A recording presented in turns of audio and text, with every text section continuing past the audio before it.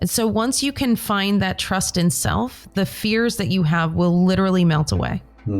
So what does that look like? That looks like the trust in your abilities, your power, your ability to put up that bubble of protection around yourself.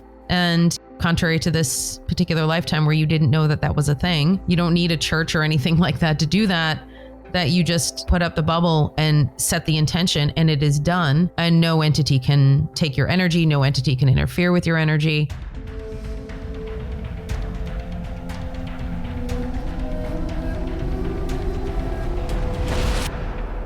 Welcome to the Akashic Recordings. I'm Annette Dalloo, Akashic conduit, channel, and spiritual guidance coach. I want to thank you for joining me today. The Akashic Recordings is created through the cooperation of my clients who have agreed to have their sessions recorded. Of course, with their permission, I am able to share these beautiful sessions with you. If you are interested in booking a session with me, you can go to my website at infinitesoullove.com. I am inviting you to take your intuition to the next level. In the next couple of months, I am launching Soul Discovery Workshop online. This is a 3-month program where you meet with me every single week and practice not only your intuition and your spiritual gifts, discover who you are as a soul, as well as connect with others and practice your intuition so you can have the confidence that you need when you are tapping into that divine source energy and you're trying to get those messages. This workshop is going to take you to the next level. You will also start to learn how to access your own Akashic records. I will teach you how to clear vows and ancestral line traumas. The spots are limited, so I'm going to open registration for a limited amount of time. If you are interested in joining us in this beautiful group of like-minded souls, head to my website at infinitesoullove.com. There you can head to the contact page and fill out the form, put in the message Soul Discovery Workshop, and I will put you on the waiting list. Jake came to me with some questions about his childhood, in addition to some questions about dealing with negative energies and negative entities. We dive right into both of these subjects and we do some timeline work towards the end regarding both of his parents.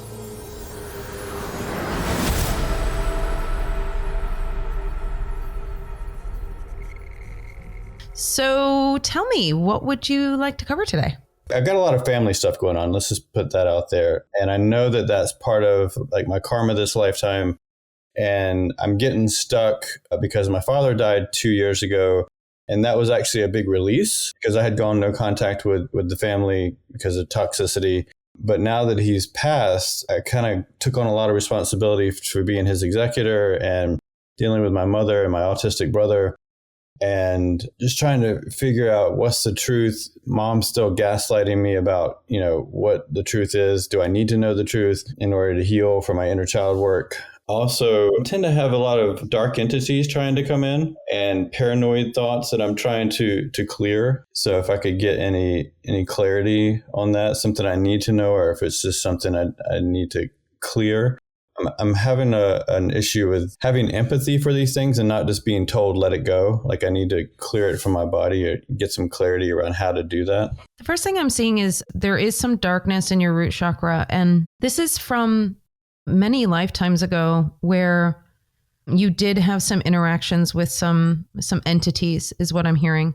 We'll dive into that lifetime as well so we can kind of take a look at what happened. The thing is that entities and darker energies are nothing to be afraid of. It's kind of part of all of us. And it is about the perspective that you can look at these entities and energies as souls that are covered in gook and dirt and all kinds of heaviness due to their experience.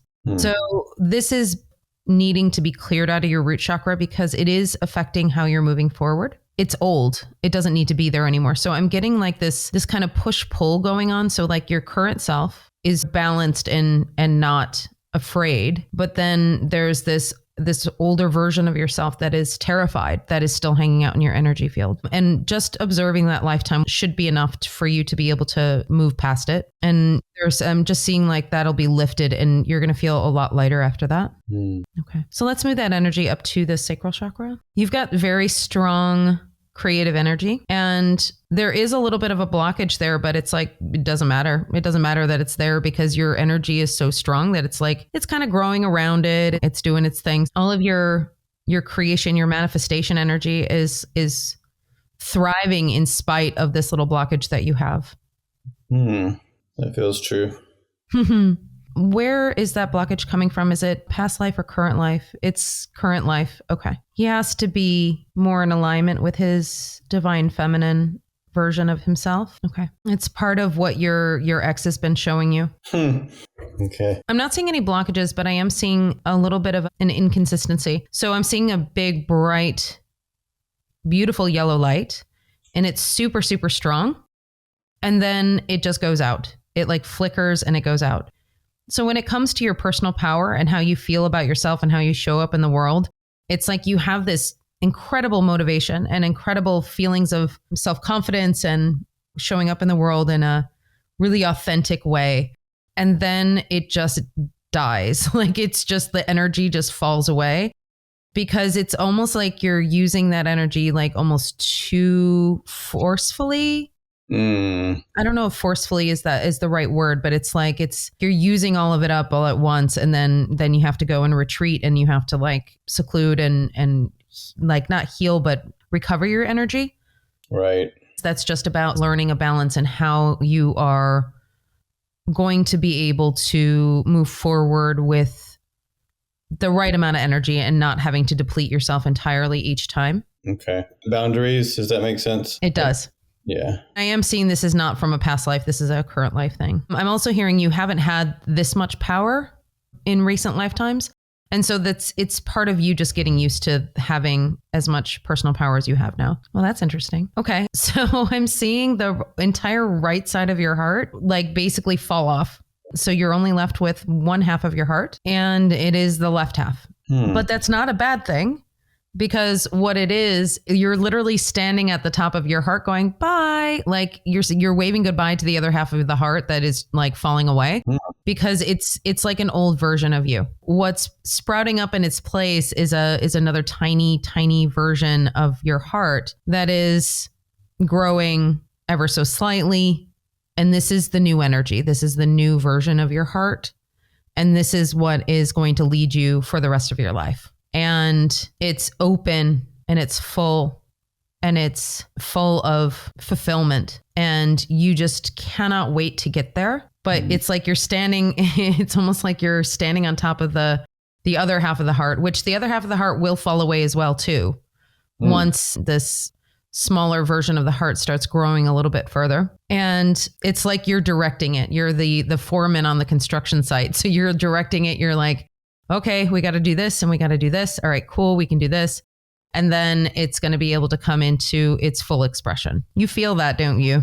Yeah, I get really stuck because my mind is very active, but I'm trying to let the unconditional love come through. Yeah. Well, and that's where the foreman is coming in. You're trying to direct, you're trying to make sure that everything goes according to plan when in fact your heart knows exactly what to do. Right.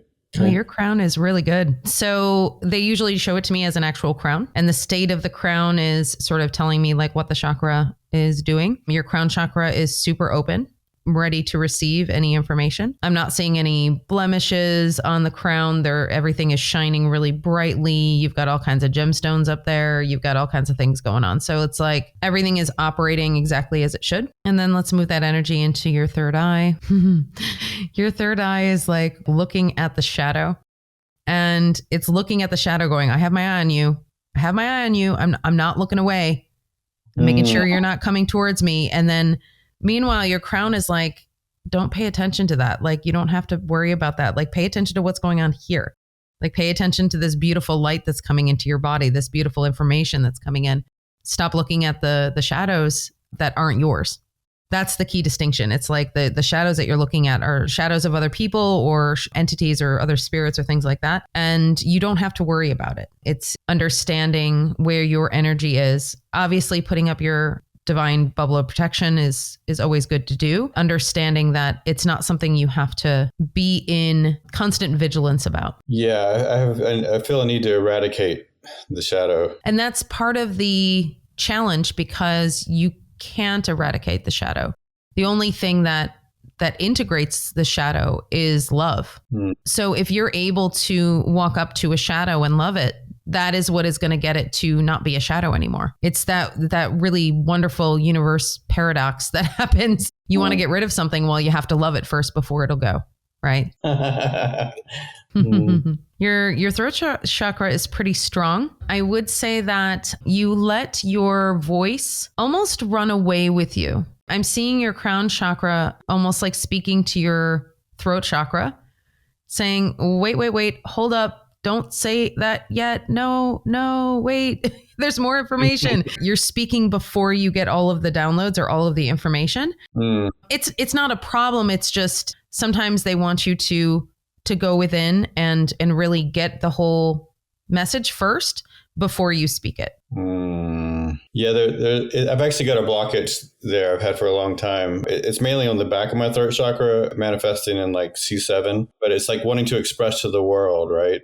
And not feeling like I'm being heard. Yeah, and that can definitely manifest in wanting to speak with conviction and being able to say what you want to say with conviction. And what they're saying is there's nothing wrong with that, but then you're going to get more information and then you're like, oh crap, I wish I would have said that because then I would have said this other thing that would have been like 10 times better, So like, so you can sort of find that balance in and checking in with your guidance and with your intuition, just for a couple of seconds before you say something. If you notice, a lot of really, really good public speakers have a tendency to pause before they say things. And part of that is they may not realize they're doing it, but part of that is they are actually sort of checking in with themselves before they speak. Especially with what you do for a living, it's not unusual for you to be able to do that. So that's a practice that they'd like you to start to polish.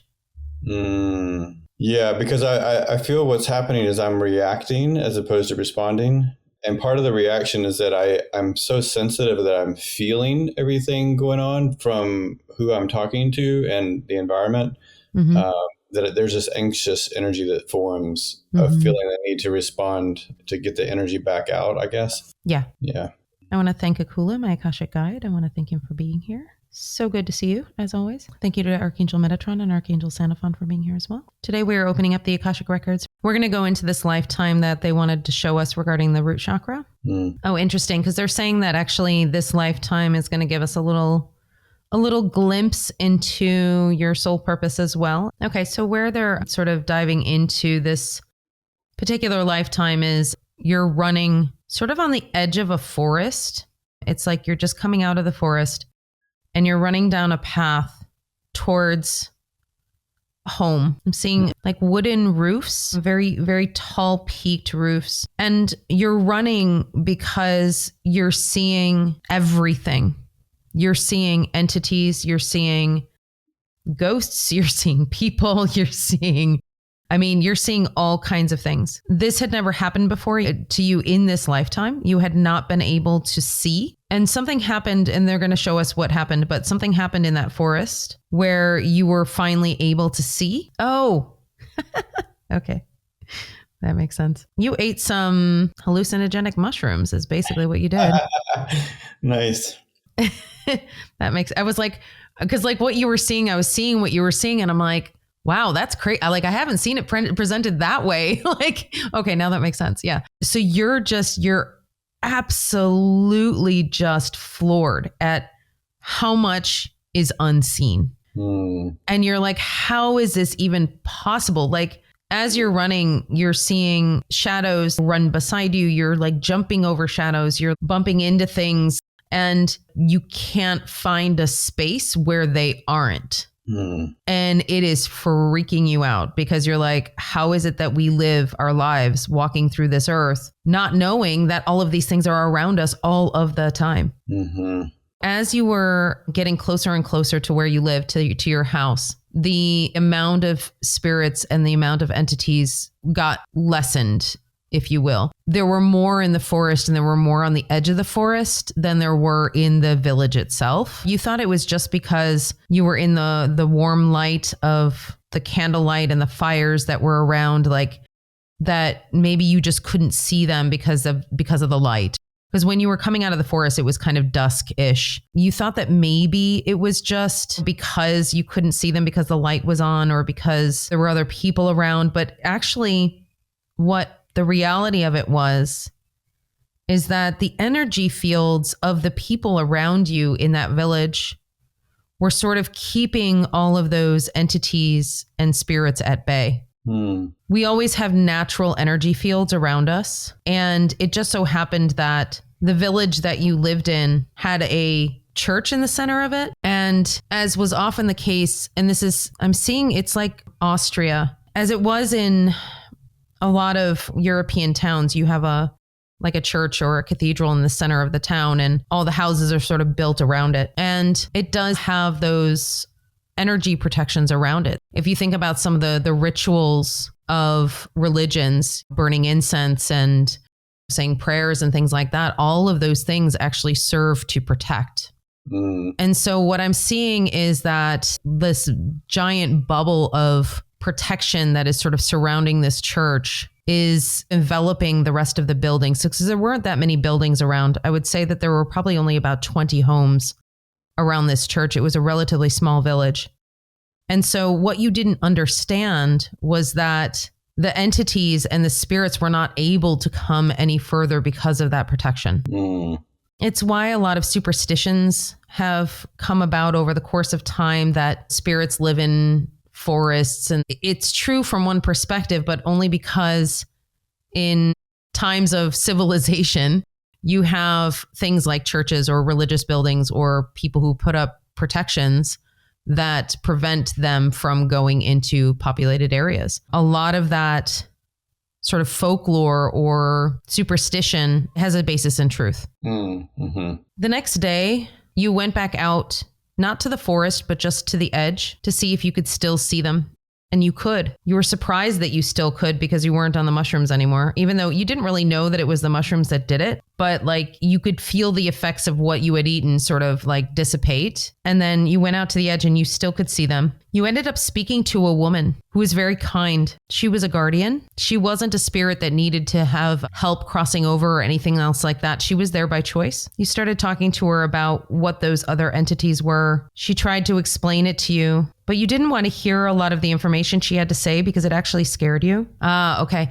What she was saying was sort of contrary to what the church would say or what religion would say. You weren't particularly super religious, but you were part of the community, in which case everybody went to church, everybody did the rituals. It was just sort of part of life. Because what she was saying was sort of against that, you assumed that she was actually the devil in disguise and that she was trying to lure you in some way away from what your beliefs should be. And she wasn't. She was actually just a really awesome, beautiful soul who was trying to help you. And you were like, no, you're trying to trick me. And she's like, no, I promise I'm not. And you're like, yep, you are. So you have a hard time trusting the information you get sometimes. And that is because you have this sort of thread that goes back to this particular lifetime where you knew what was in your heart and what was true in your heart, but you couldn't trust that either. And so what that does is it manifests in a way that has you not trusting other beliefs or other people. And in fact, where it comes in the strongest is the trust of self. And so once you can find that trust in self, the fears that you have will literally melt away. So what does that look like? That looks like the trust in your abilities, your power, your ability to put up that bubble of protection around yourself, contrary to this particular lifetime where you didn't know that that was a thing. You don't need a church or anything like that to do that. that you just put up the bubble and set the intention and it is done, and no entity can take your energy, no entity can interfere with your energy. And having that trust is what makes that stronger. Okay. So I'm gonna pause for a second just to ask you if you have any questions about that so far. I was just wanted to ask, because part of what you're saying is kind of conflicts with my reading I had last week. You said this is the first life that I really had this kind of personal power. And the other reader was saying how I did have a lot of personal power, but it was focused on power over others. Is that a different kind of power over versus personal power? Yes, 100%. So personal power versus power over others, I mean, that's essentially the shadow of each other, right? So the thing is that when I'm seeing your personal power in this lifetime, it is pure, meaning that there is no hidden agendas. There's nothing behind it. It is simply your ability to be exactly who you are and embody the soul signature that you have. That's not to say that in previous lifetimes that you haven't had power, because we all have. Every single light worker on this planet right now has had their powers and has had access to their powers. If you consider the time of the witch trials, that was a really good example. So only about 20% of the people that they convicted as witches were actually witches. But the people who did, we received our powers, and some of us abused them. Some of us abused the power. Some of us did good with it. Some of us were terrified of it and couldn't use it. We have had moments in time where the veil has been thinned, or we've been able to sort of check to see where we are energetically. And the reason why they're saying this is the first time for you that you're in your personal power fully is that this is the purest version of your personal power without having that shadow side of it. Okay. It's part of the sort of balancing where if you're having these fears of either having too much power or having fears of abusing it in any way, oftentimes that's just sort of the reminder of what happened in the past.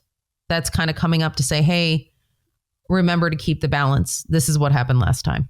And that's part of what this previous lifetime that they were showing us is part of what they were kind of getting at, is that to have the confidence in the strength of your own power to prevent those energies from affecting you is going to be your biggest ally.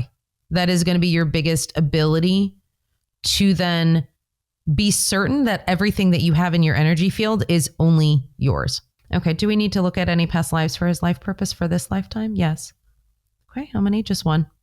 So the first thing that I'm seeing is you're coming back from a long trip. You were gone for a while. I'm getting you were gone for 4 years. You arrive on the doorstep of your home that you don't really recognize as your home. I mean, it is your home and you understand that it is, but it's something that you haven't seen for so long. It feels foreign to you. Where you've been is so different from where you came from and where you live now. A woman comes out of the house. Everything falls away. You run into her arms and you give her the biggest hug. In that moment, you realize that is the most important thing. There is nothing more important than her. There is nothing more important than this moment. There's nothing more important than love. You have a release. You start sobbing. You didn't realize you had been holding on to this energy that you've been carrying for so long, and just being able to hug her was allowing you to release it. You were very easily able to let go of all of the things that happened. It's almost as if you don't even want to look at them now, like it was a completely different life, that it was something that didn't happen to you. It happened to somebody else, that you're able to let it go and move forward in your new life. Even though it was your old life, it's still new to you now. You want to live your life for you and for her and for your family, and that is it. You don't want any outside influences. You don't want anybody else involved. You want to cherish where you are. All right, so do we need to know what happened prior? No. Okay. Do we need to fast forward? Yes. Okay. You are a natural protector. Part of the issue I'm seeing in this lifetime that we're seeing right now is that energetically you're protecting your wife, you're protecting your family, but you're not protecting yourself. So you spend a lot of time protecting and helping others, but you don't necessarily do it for yourself. They're saying in your current lifetime right now, part of your life's purpose is putting on your oxygen mask first. It is about looking after you and your energy, your emotional, mental, and physical well-being before you look after others, because you have this incredible power and this incredible ability to intrinsically know when somebody needs something or when somebody is hurting. You are incredibly empathic, so you know what you need to do. When you are in a space of needing to take time for yourself, it's sort of the last thing that you think of. For this particular lifetime that you're currently in, this is about doing things in the order that they need to be done and not skipping around. So a lot of the distortion that happened in previous lifetimes, where there was either abuse of power or maybe there was a selfishness in abandoning the people that you loved, things like that happen because you're not listening to your inner self, telling you that you need time or telling you that you need healing, telling you what you need. And because you're abandoning yourself, you have to abandon others. It's just how it works. And that's where distortion can start coming in. So being aware of that distortion is what can help you build that new foundation, that new beautiful bright root chakra, where the foundation is built on your energy and your energy alone. So you can be the lighthouse for everyone else. Okay. Can you tell me how you're feeling about that information for your life purpose? Yeah, there's a fear that's coming up. If I don't save them, no one's going to do it. Mm-hmm. They can't see it, but I realize that that's a blind spot that I'm not seeing, that I need to take care of myself first. Yeah. Well, and also, you know, too, that can sort of eke over into the codependent energy. Oh, yes. What happens there is that you're not giving the person the opportunity to learn, to fall, to grow. Instead of looking at it as, well, I have to save them or they really need my help, you can look at it from the standpoint of, okay, maybe they need these experiences so they can grow themselves. And sometimes that's hard. Sometimes that's hard to watch people we love fall because that's what they need in their lives in order to grow, but sometimes it's necessary. Yeah. Even if they're on their deathbed, I'm thinking of my mother right now, who is probably not going to last through next year. You can be there for them energetically. You can send her healing energy. You can send her all the things that you want to send her. The challenge is when somebody isn't doing the things that they need to do for their own bodies, their own energy, their own health. If we do it for them, or if we force them to do it, it will work for a time, but it won't be long-term. It won't stick, right? And you can't be with somebody 24 hours a day, 7 days a week. Right. That's true. That's what you're learning to accept. Ultimately, it's coming back selfishly because I really want her to heal so she'll validate me and my experience with her. What about that would validate it for you? So, she was extremely traumatized, and I'm realizing she's dissociative in my childhood, so she wasn't really a mother. Mm-hmm. And she's still delusional and dissociative. And so I'm trying to help her see how she was traumatized, and she won't look at it. And selfishly, I think a part of me is like, well, if you see it, then you'll realize how you were to me, and it's not going to work. Mm-hmm. So the best and easiest way that you can get to that place of peace surrounding that relationship is by connecting to the version of yourself that is feeling that way. So if it is the younger version or many versions from when you were a child all the way up until now. And we're going to do a little exercise right now. And once I show you the exercise, you'll be able to do this on your own. I want you to be able to do this exercise and continue doing it for as long as you want to, and see if it shifts and changes the way that things are showing up with your mom. I'm going to put you in a divine bubble of protection. And I would like you to imagine the very first age you were when you felt unloved or you didn't feel safe to be loved. Okay. What is the first age that's coming to you? I think it was 5 years old. Okay. I want you to connect with that 5-year-old version of yourself. Okay. And I want you to ask that version of yourself how he's feeling. Terrified. Abandoned. Does he know what he needs right now? I don't know exactly how old I was, but my intuition says 5. I was in the neighborhood, and we lived in a trailer at that point. And for some reason, I wanted to come back in the house, and my mother wasn't answering the door. And this this terrified feeling came over me, like she's not there. She's not there for you. I don't know where she is. And I started banging on the glass door so hard that it shattered and sliced my arm. And I didn't even realize that I sliced it until she opened the door and looked at me stunned that I'm bleeding, on the doorstep, and just like pointing at it, but still like in a dissociative way. She's pointing at it. She's not really showing emotion. And she was washing her hair, which is something she did throughout my childhood. Like this big thing of washing her hair and dyeing it and curling it was like her thing, which kind of took precedence over being present for me. So it's kind of a trigger that she was doing that. But it was somehow important that I was so freaked out that I broke the glass and sliced myself and didn't even realize that I had done it because I was so focused on getting her attention. I want you to connect to that feeling, that panicky feeling. And was that the first time that you felt that panicky feeling? I'm not sure because a lot of my childhood is a blur. Like I can't remember it. So I'm not sure if it was the first time or not. You don't have to remember it. So just be the observer for the moment and ask your intuition, what age were you when you first felt that panic? I think it was in the womb. Yeah.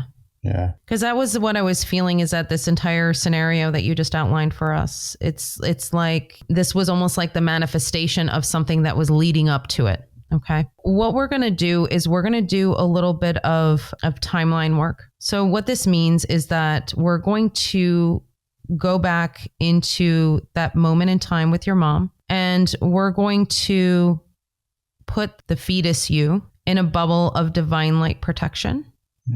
And you're just going to imagine that this bubble of protection is insulating this baby you from any of your mother's anxiety, any of your mother's fears, removing any and all energies that do not belong to you. And we're going to put some soundproofing in this bubble as well. Any harsh words that were said, you are not going to be able to hear. You will not be able to feel the energy of those harsh words coming from her. Or from my father to her. Yep. Yeah, I'm just hearing you don't feel safe because she didn't feel safe. Okay. So now I want to check back in with the 5-year-old version of yourself. And how is he feeling now? I'm seeing him standing outside the house, the trailer, and not needing to bang on the door. Good. Yeah. So I would like you to approach him. And if you want to, you can pick him up and put him in your arms. Give him a big hug. Yeah, I am. And ask him if there's anything that he needs from either you or from his mom right now. He just seems to be full of energy. Good. Yeah, I think he's good. So you can just let him know that anytime he needs you, that you can be there for him. And the best way that you can do that is by understanding that if you get a intuition or a thought in your head about a particular moment in time in your past or something that happened with your mom or whatever it happens to be, that's going to be your little indication that that version of yourself, that inner child version of yourself is saying, hey, can we take a look at this, please? And then you can go back and check in with that version of yourself. Ask them the questions. How are you feeling? What do you need? And go back into your intuition as to where the origin point was. Because that's what we need to get to. We need to get to the origin points of each one of these things. So then they can be cleared and healed. Okay. What I'm seeing is that once you are able to move forward in this new heart energy of looking after yourself first and moving into this new energy, it's when you are going to be able to really connect with somebody who is aligned for you. And it's going to be supportive and it's going to be loving and it's going to be a little scary for you because it's not going to be something that you've been entirely used to in terms of like having that energy matching, but you're going to fall into it pretty easily. You'll fall into that comfortability of having like energies together, if that makes sense. Right. Okay. Like I said before, I need to clear a lot of my control and power and paranoia thoughts around people in general. What does the paranoia show up as? Well, it seems like anyone who can hurt me, can get close to my heart. I start wondering if they've betrayed me, which I think that comes from this life and maybe past lives of feeling betrayed by people close to me. Mm-hmm. They're saying to me that the betrayal can be a little bit insidious because of where you are and what you're working on. When you have these fears of betrayal, and let's say somebody who is in a healthy space puts up a boundary or says, I need to take a few days to myself, that triggers that feeling within you that you are not creating that space for yourself. It's kind of this sort of mirror that's showing you when you have these feelings of, oh my gosh, is this person betraying me? Just the very reaction that you're having, the person doesn't even have to betray you in order for you to see that. When you see that, I want you to look at it as a clue and say, okay, if I'm feeling this, what does this mean about what's going on inside me? What am I betraying about myself? And turning that around and really checking in with yourself each time can really help you to understand, okay, is this true or is this not? Because it's not to say that you're never going to be betrayed in your entire life ever again. We're human. We have experiences. We have things that are unpleasant. It happens. But what it does is it helps you to determine, okay, is this something that's just going on within me, or is there something really going on in the 3D? And that's where you need to sort of decipher, because when all of those things are kind of mixed up together, it's kind of hard to see what is real and what isn't. Let's take a look at what we can do to help you with that. It is very similar to what we did with the feeling of panic, is to go back and get to the origin point of that betrayal. So if you want to sort of connect in with that very first time that your intuition is telling you that you felt that feeling of betrayal. In this life or previous lives? In this life. Yeah, that would be with my father. Okay. And how old were you? I'm really not sure. It feels very young. It seems like I was kind of forced to be more awake at 1 year old, like more conscious because of what I was dealing with. He was a forensic psychologist, and I feel like there was a lot of manipulation and dark energies present that I needed to be aware of. I'm not fully sure exactly what happened. I just know growing up, I felt like I was always on guard with him. So the first age that I'm getting is the age of 2. And again, this is not something that you were even really conscious of happening. I'm hearing in like a conversation that your father is having. You don't understand what he's saying, but you feel the energy of it. Is the betrayal towards, it is not, it is towards somebody else. Oh, okay, got it. But he's picking up on the energy. Okay. And I'm hearing you say he can't be trusted. So I would like you to imagine that you're grabbing that 2-year-old boy by the hand. And I want you to approach your father. Okay. And I want you to ask his higher self, what was happening in that moment? Why did you feel this feeling of betrayal? And what was it about? I'm not getting anything. It feels blocked from me somehow. Okay. It's not in words. It's pre-verbal, just like an energy. Yep. So the first thing I'm hearing him say is, I have no idea what you're talking about.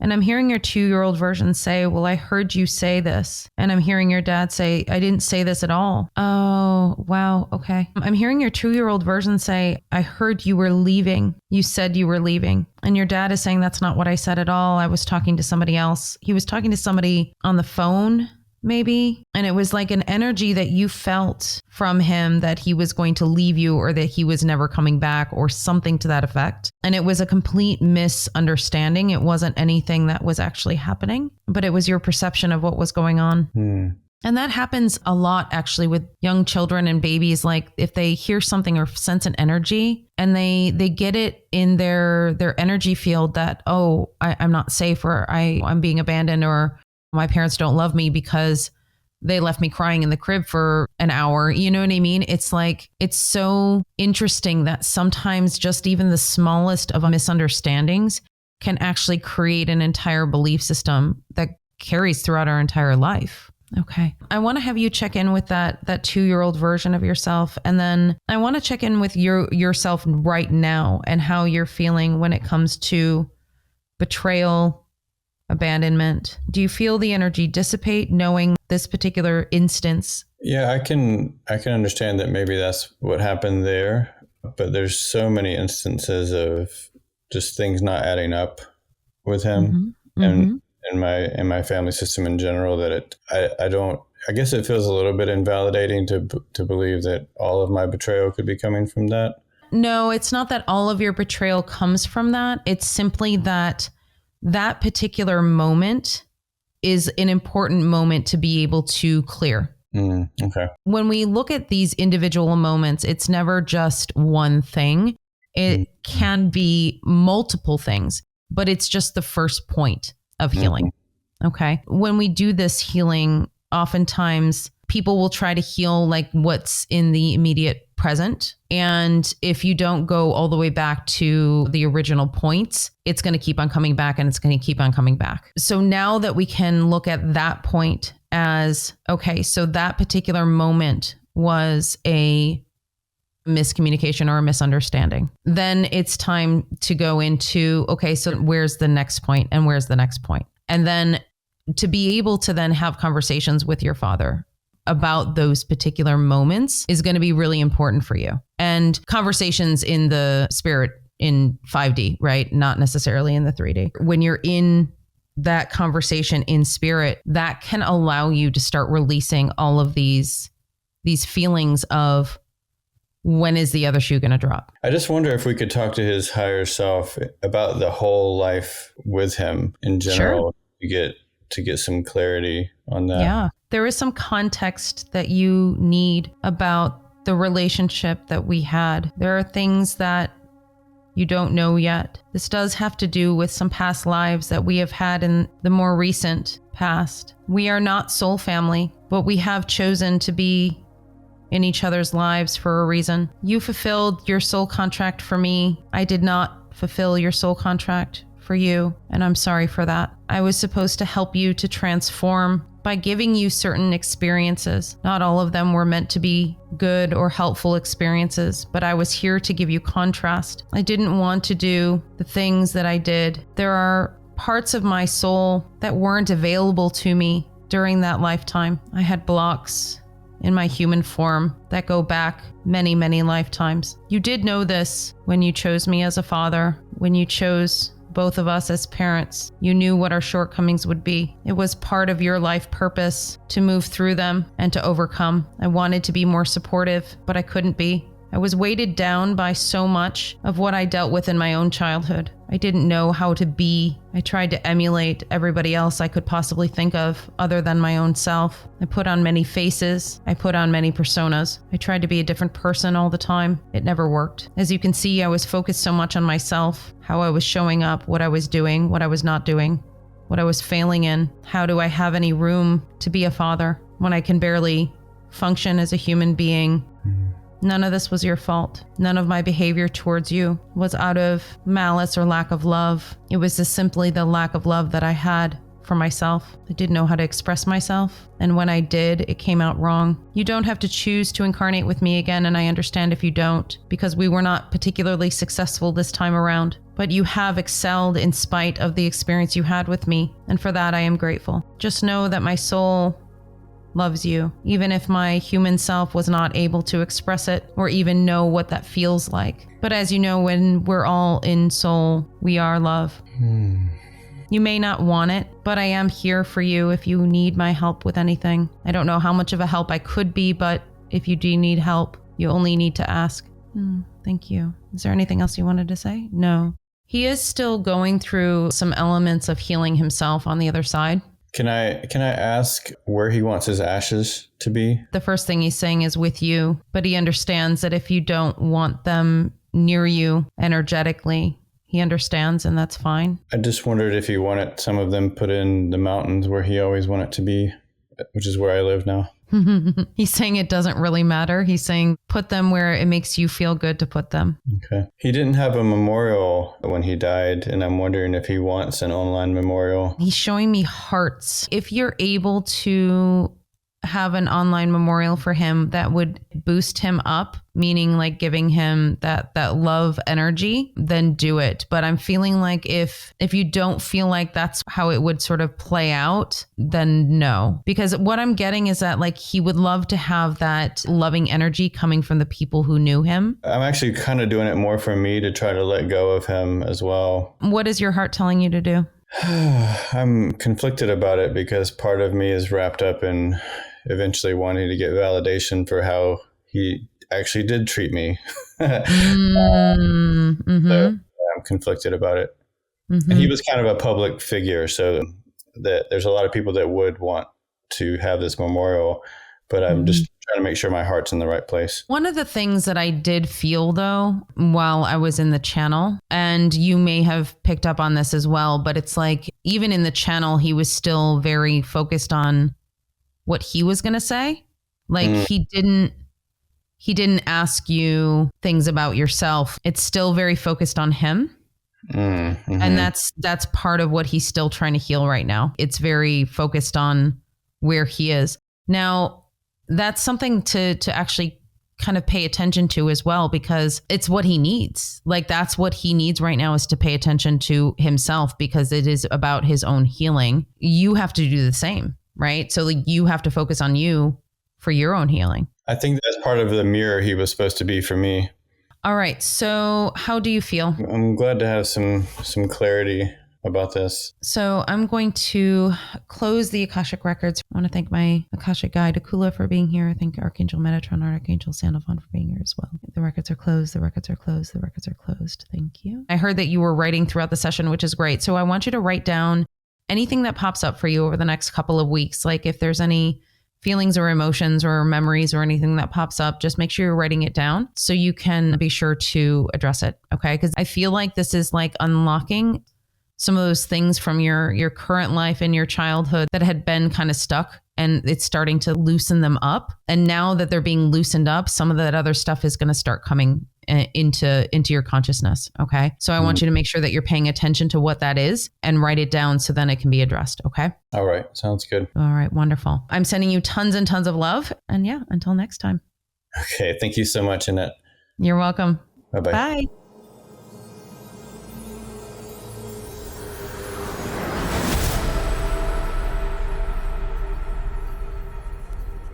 I would like to thank Jake for his vulnerability, for his ability to move through the things he needed to move through in this session, and for allowing me to record it for the podcast.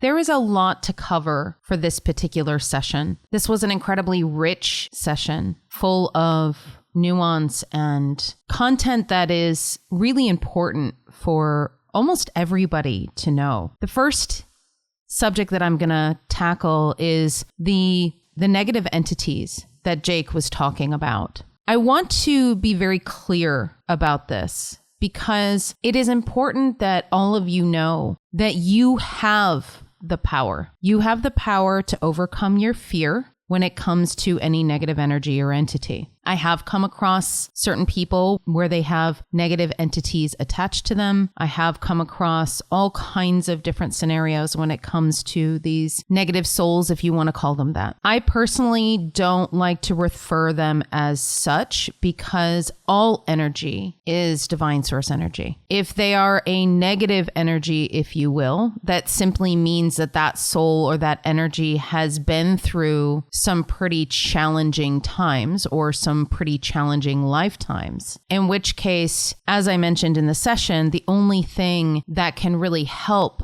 that soul is love and acceptance and non-judgment. Sometimes that may not be your job though. It may not be your job to help those energies or those entities. In which case, that is where your own personal power comes into play. And this is what we talked a lot about in the session. Your personal power plays a huge factor in being able to not let these energies affect you, because they can affect you. If your energy is wide open, you don't have your bubble of protection. Let's say you're in lower energies yourself. Let's say you're drinking or doing drugs or anything else like that. That's a really prime time for those energies to attach to you. If you're not putting up those bubbles of protection, if you're not clearing your energy on a regular basis, then yes, of course, these energies can have an effect on your energy field. Now, I meant what I said in the session where they cannot harm you in the traditional sense. They can influence or affect your energy. So if you're feeling really low, you could feel a little bit lower. If you are having really dark thoughts, those dark thoughts could be amplified.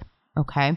Basically, the entities or the energies work with what is already within you. So it's not something that they are necessarily putting in your energy field. It's more of an application of what you already have. This has just been my experience. Now, other people may have other experiences as well. This is just my perspective, what I've seen with my clients and what I've experienced with myself. So when it comes to being able to rise above, first of all, bubble of protection, clearing your energy, always a good practice to get into. Secondly, if you have some great fear, which I certainly did when I was in my younger years and even all the way up through my mid-adulthood, had some really serious fears about entities, about ghosts, about negative energies, about all of those things. And it wasn't until I actually started looking at them from the perspective of the fact that they are pure energy, that they are a soul, that it started to allow me to not have so much fear and to start having compassion for those energies and understanding that they're doing the best they can with where they are at that moment. And I did mention a little bit about this in the session where we were talking about Jake's father, because he had crossed over a couple years prior, but his soul was still working on sort of clearing that psychic debris. Now, you might think that once we die, once we cross over, our souls are pure. So why wouldn't they just be pure? And that is true. But I have talked about this many times where it is like a little coat that we wear of this psychic debris. And so as we are rising up in the levels of energy, so to speak, after we cross over, we have to take off those layers of coats and those layers of energies that we have on this dense planet, this planet of duality, all of the things and the experiences and everything that our human selves have had over the course of lifetimes. And so before we incarnate again, we have to put those coats back on, right? So his father, as he was speaking to us and channeling through us, he was able to tell us what he was working on and where he was. But as you can tell, he wasn't in his pure, unconditionally loving space yet. He was still working on maybe taking off some of those psychic debris coats that he had had from his human experience. And that's essentially what these entities and negative or darker energies are. They are simply just souls that have these coats of psychic debris on, but maybe their coats are just a little bit heavier. Maybe their coats are just a bit stronger, or they have been around a bit longer. It is your personal power that you can step into and really face that fear. And for me, what that meant was I had to look straight at these entities. And it's funny how it actually happened in layers. So it was just one little step at a time where I had to step into that fear and I had to look it straight in the eye and I had to say, okay, I'm not afraid of you anymore because my power is greater. And it took me a long time to get there. And the universe gave me all kinds of situations that made me face that fear. One of which was a session with a client where he literally just straight up said to me, hey, I want to know about demons. I want to know if they exist. And I was like, wow, okay, cool. We're going to be looking at demons. I don't really want to do that, but okay. I guess we're going to have to dive into whether or not that is real. And spoiler alert, this is exactly the same thing that we're talking about, which is these darker energies that are full of psychic debris. They are, in fact, pure souls on the inside. So when it comes to things like psychic attacks, that's something that is completely different. We did talk about it a little bit in the session where Jake was asking me about his reactions to other people's energy. And that can really happen when you are an HSP, a highly sensitive person. If you are an empath and you really pick up on other people's energy, if somebody is coming at you in anger, then that anger energy can really sort of take over your energy, and then you end up reacting to that energy that is in your field versus responding in your own sovereign energy. And that's exactly what Jake was talking about, how he was reacting instead of responding. And the best way that you can combat that energy is to, again, put up bubbles of protection, remove yourself from the situation. So if you see somebody coming at you with that big, huge anger energy or the sadness energy or whatever lower energy is there, remove yourself from the situation. Simply excuse yourself, say you have to go do something, and just remove yourself from that. Okay. Then once you can get clear of that energy, then you can clear your energy field. You can kind of return back to the conversation if you must, and be in that personal power and respond from that heart-centered space, from that personal power, as opposed to responding with that other person's energy in your energy field. So the next subject I would like to talk about is the contradiction in readings. This one is a fun one for me. And the reason why I say that is because I have had it come up a few times where people have gotten readings from other practitioners, things like that, and maybe there is conflicting information. And I'm not going to deny that there could be conflicting information, because there could be. Because every reader is different. They're going to see things a little bit different. They're going to interpret things a little bit differently. So could there be contradiction? Sure. There's always room for error. The one thing I do want to address, though, is that more times than not, it is a matter of perspective. When you are looking at something very close up, let's say you're examining a diamond under one of those little magnifying glasses. You're looking at all the little individual facets. You're looking very, very closely at everything. That's going to look so much different than if you zoom out and look at the whole diamond. And that's exactly what is happening here. So we are zooming in on particular moments in time. We're zooming in on particular experiences that the client may have in a previous lifetime. And from that one perspective, X, Y, and Z is happening. But then if you zoom out in the bigger picture, you can then actually add more information. You can get more information that puts the rest of the puzzle pieces together. From one perspective, if you're zoomed in on that information, sometimes it can look like that information is contradictory, but it isn't, because it's just one piece of the puzzle. So that was exactly what happened here in the session with Jake, which was, I was saying that this is the first lifetime that he has been in his personal power. In a previous session, he had a practitioner say to him that he had been in his power many times before. And while that is true, it's a different kind of power. So the type of power the previous practitioner was talking about, I can only assume based on what we talked about, was just pure raw power, meaning that you are fully in your psychic gifts, you're fully in your manifestation ability, but you have no control over how you're using it in terms of your heart, in terms of your compassion, in terms of being in that self-love space. And that's the piece that was missing for him. So now he is in his personal power, which includes what we were talking about before, which is his psychic gifts and everything else. But it also includes him being able to operate from a heart-centered space versus reaching for power, reaching for something that you're striving for, let's say. And that's a totally different energy than being in your personal power and operating from a heart-centered space. So my advice to you, if you get readings frequently and you seem to get some conflicting information, try not to focus on it too much. Focus on the message, focus on what it is that you're here to learn, and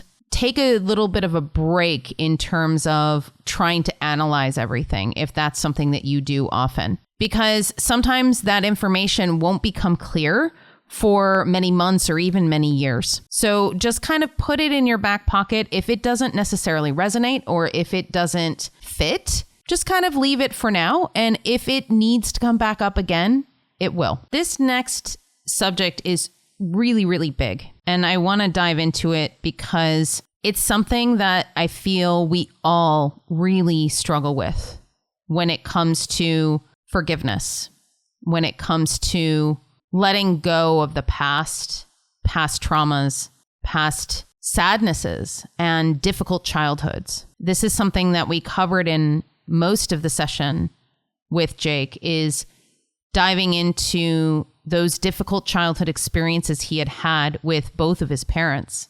And the first thing I will say is that it doesn't matter if your parents are still on this earth or not. This is still work that you can do. And it's, in fact, even more effective if they're not on this earth, because their energy and their souls on the other side are usually much more willing and easy in terms of working together to be able to heal that particular experience or trauma that you had as a child. There have been many times in the past where I have channeled grandparents, parents, crossed over loved ones. It's not something I do all the time, but it is something that does happen. And this can be very cathartic for the client, because if they didn't have this closure, as Jake was talking about with his mother, he really wanted to have that validation of his experience from his mother before she passes.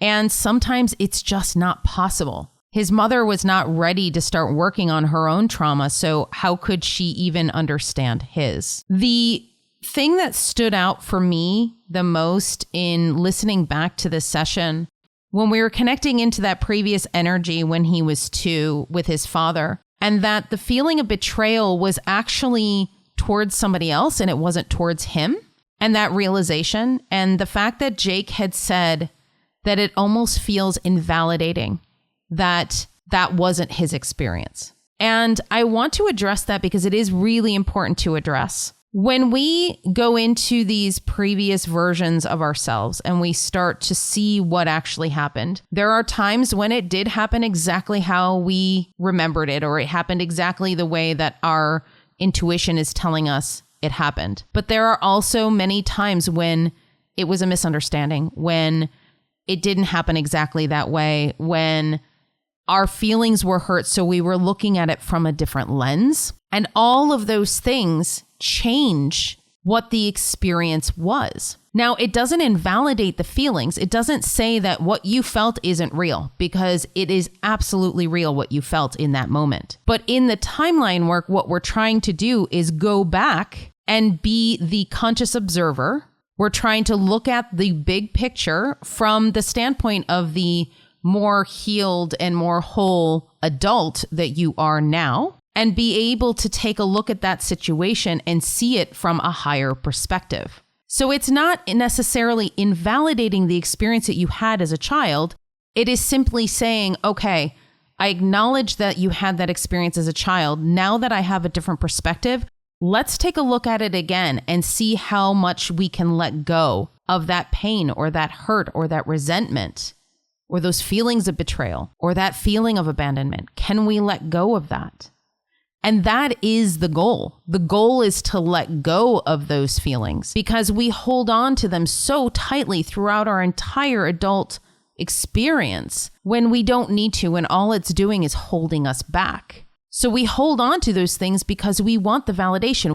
We want our parents to say, yes, I know I did that to you, and I'm so, so sorry. I didn't realize that I had done that, or I apologize for the experience that I gave you. And most of the time, we're just not going to get that. And sometimes it's because maybe our parents are not healed themselves.